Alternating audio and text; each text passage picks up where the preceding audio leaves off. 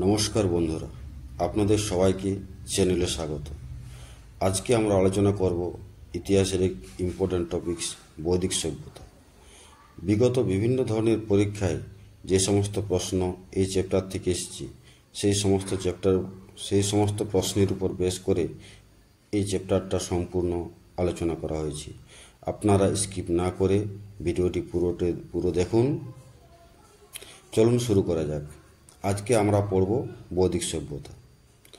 সিন্ধু সভ্যতার পতনের পর যে নতুন সভ্যতা ভারতে বিস্তার লাভ করেছিল তা আর্য সভ্যতা বা বৈদিক সভ্যতা নামে পরিচিত।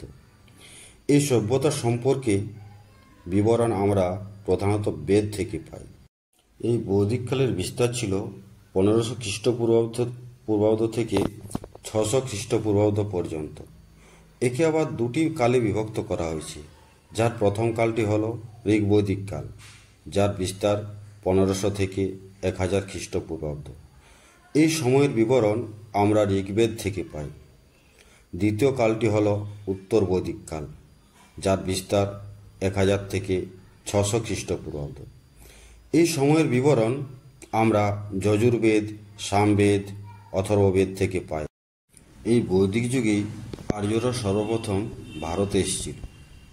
আর্য একটি সংস্কৃত শব্দ, যার অর্থ হল শ্রেষ্ঠ। আর্যদের আদি বাসস্থান। আর্যদের আদি বাসস্থান সম্পর্কে বিভিন্ন ঐতিহাসিকদের মধ্যে বিভিন্ন মত রয়েছে। ঐতিহাসিক ম্যাক্স মুলার মনে করতেন যে আর্যরা মধ্য এশিয়া থেকে ভারতে এসেছিলেন।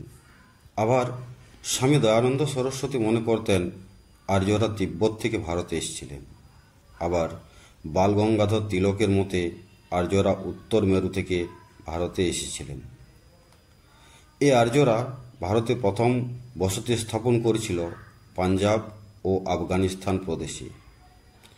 আমরা জানি যে সিন্ধু সভ্যতা ছিল একটা নগরকেন্দ্রিক সভ্যতা, কিন্তু এই আর্য সভ্যতা ছিল গ্রামীণ সভ্যতা এবং এই আর্যদের প্রধান ভাষা ছিল সংস্কৃত। এই বৈদিক সভ্যতা সম্পর্কে আমরা বিস্তৃত বিবরণ পাই বেদ থেকে, যার সংখ্যা হল 4টি, পুরাণ থেকে, যার সংখ্যা হল 18টি, উপনিষদ, যার সংখ্যা হল 108টি। আমরা জানি বেদের শেষ ভাগ হল উপনিষদ। উপনিষদ শব্দের অর্থ গুরুর সামনে উপবেশন। সত্যমেব জয়তে কথাটি মুন্ডক উপনিষদ থেকে নেওয়া হয়েছে। খুব ইম্পর্টেন্ট প্রশ্ন। আর্যদের প্রশাসনিক একক 5 ভাগে বিভক্ত ছিল।